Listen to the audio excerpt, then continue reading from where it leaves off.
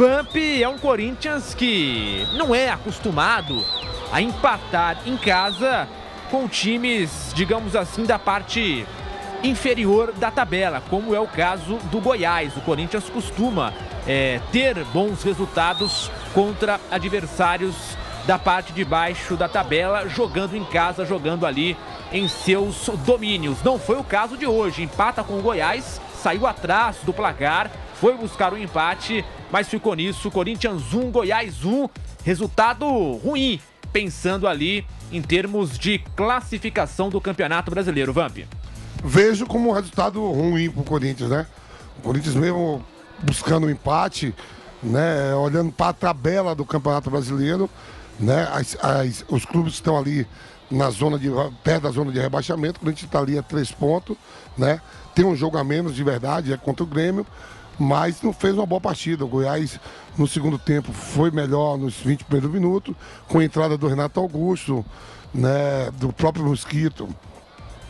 O time melhorou, chega um empate numa roubada de bola do Maicon, uma saída de bola errada do Goiás, né?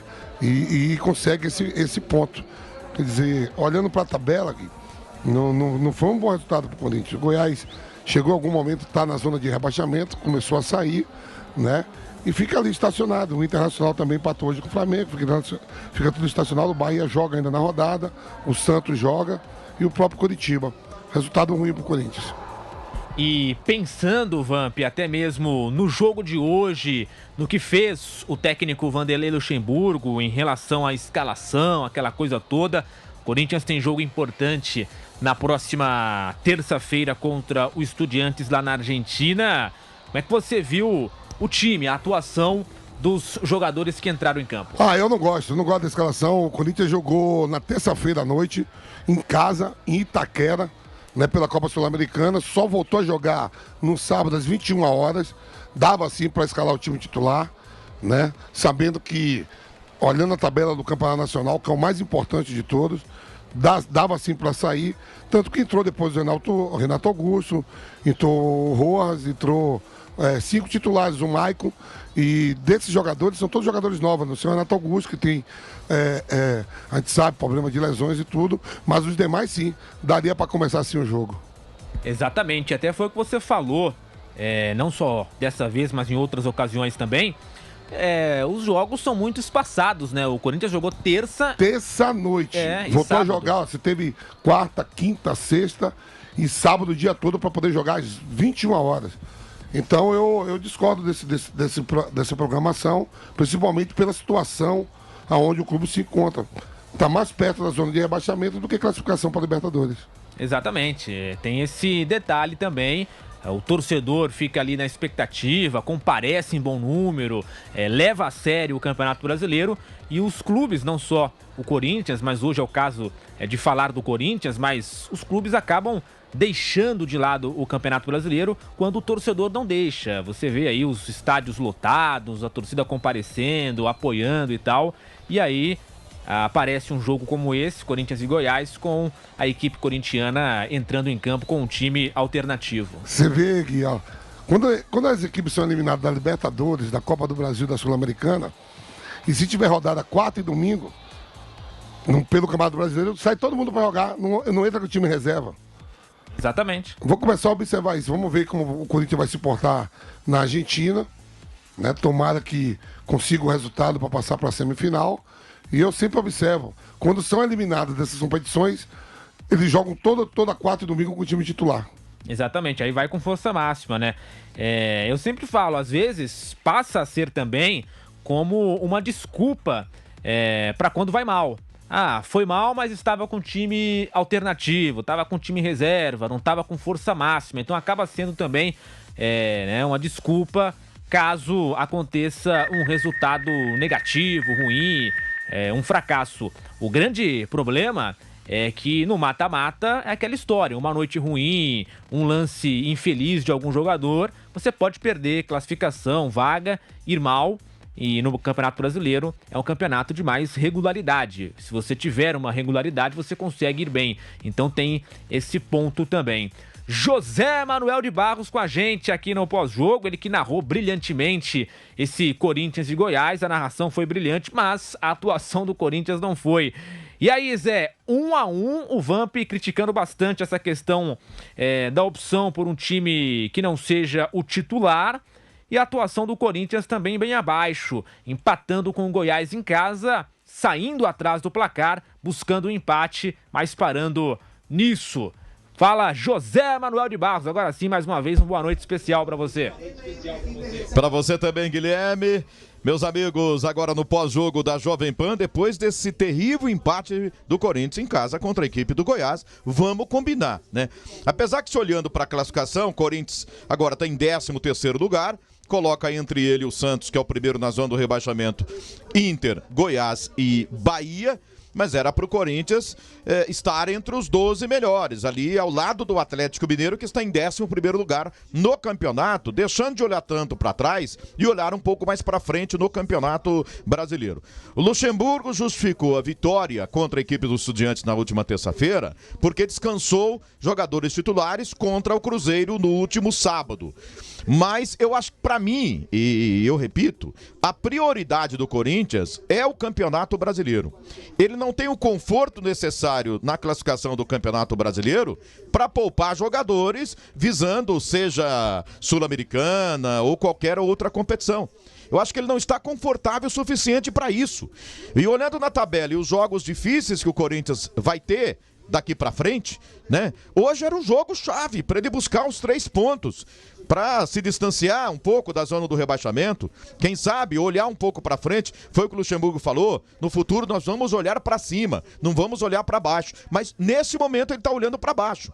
E para mim, numa escolha equivocada de colocar o time reserva em campo hoje contra o Goiás, que vem se recuperando, 6 jogos, se não me engano, são 3 vitórias e 3 empates, 100 derrotas no campeonato, né? Ou seja, é um adversário que poderia oferecer algum risco aqui para o Corinthians, sim, com os reservas. Com os titulares, eu daria total favoritismo à equipe do Corinthians. Depois que entraram os titulares, o Corinthians até melhorou, foi para cima, empatou e tentou buscar até a virada jogando aqui em Itaquera.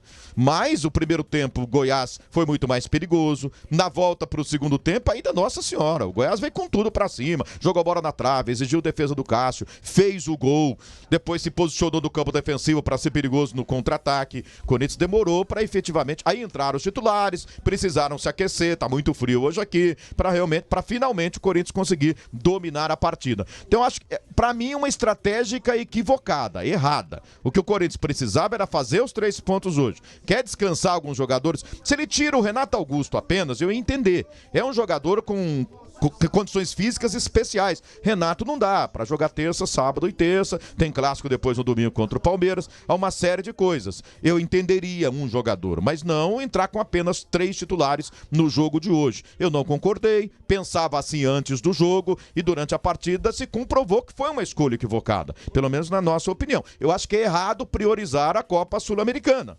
Não é? Um título sul-americano não apaga aí uma briga contra o rebaixamento até o final do Campeonato Brasileiro. É pesado demais.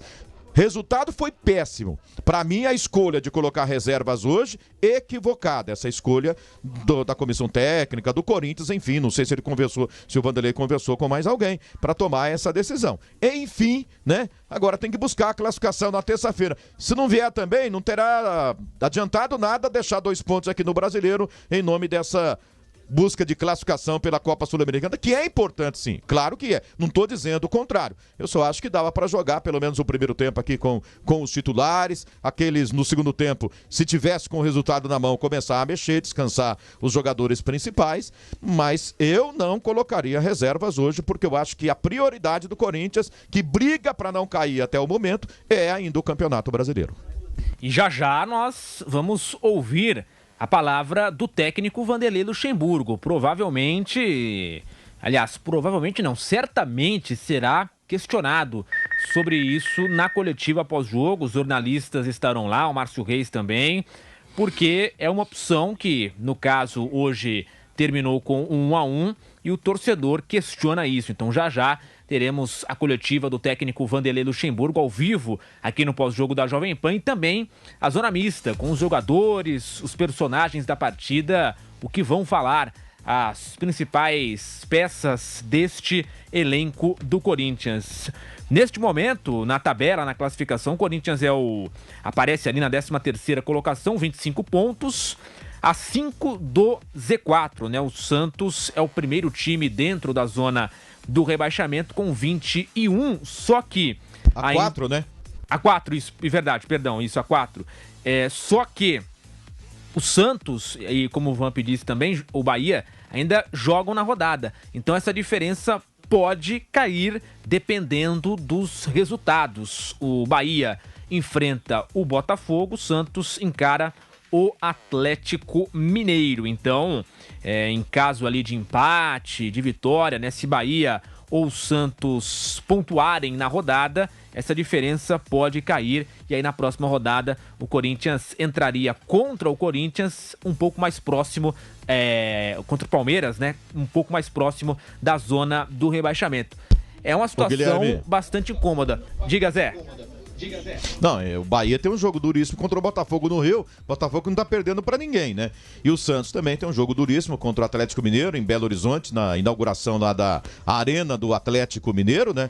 Mas se eles vencerem, por exemplo, não acredito muito, mas se vencer o Corinthians pode ficar a 1 ponto da zona do rebaixamento, né? E a sequência de jogos, né, Zé? Assim, se você pegar os 5 próximos jogos do Corinthians, com todo respeito, você jogando em casa, teoricamente seria mais fácil o Goiás, porque o Corinthians tem agora uma sequência de pegar o Palmeiras, Fortaleza, São Paulo, Botafogo e Fluminense e Flamengo. Então, e o Grêmio antes disso, né? O Grêmio, ainda tem o Grêmio que é aquele jogo do Botafogo. Ainda tem aquele jogo do Grêmio atrasado. Então, assim, para jogar em casa, você abrir, botar 3 pontos, né? O Goiás vem se recuperando dentro da competição, tá 9 jogos que não perde, mas se você olhar para os plantéis e elenco e o custo dessas equipes, era para o Corinthians hoje somar aí 3 pontos dentro de casa. Exatamente, bem lembrado. Diga, Zé. Palmeiras é o próximo domingo agora, né? Estudiantes terça-feira, depois domingo Palmeiras. Ele viaja para jogar fora de casa contra o Fortaleza, recebe o Botafogo, depois recebe o Grêmio naquele jogo atrasado, depois sai pro Morumbi jogar contra o São Paulo, recebe o Flamengo e sai contra o Fluminense. A sequência é bem difícil mesmo, né? Sim, e exatamente por isso que vale, claro, sempre essa pergunta. O Corinthians tem perdido jogadores importantes, não conseguiu repor a altura por vários motivos, questão financeira, questão até de mercado mesmo. É difícil hoje surgir opções. O próprio Palmeiras, que é um time que tem dinheiro, não conseguiu contratar. O Flamengo teve dificuldades no mercado da bola. Então, assim, o Corinthians perdeu jogadores importantes, não conseguiu repor, caiu na Copa do Brasil. Agora tem essa situação incômoda no Campeonato Brasileiro e tenta a Sul-Americana. Essa questão do rebaixamento, Vamp, por enquanto é apenas, digamos assim, a questão de olhar na tabela, a classificação, ver que o Corinthians está próximo do Z4, ou de fato tem que passar a ser ali uma preocupação para esse time, para a diretoria e para a comissão técnica?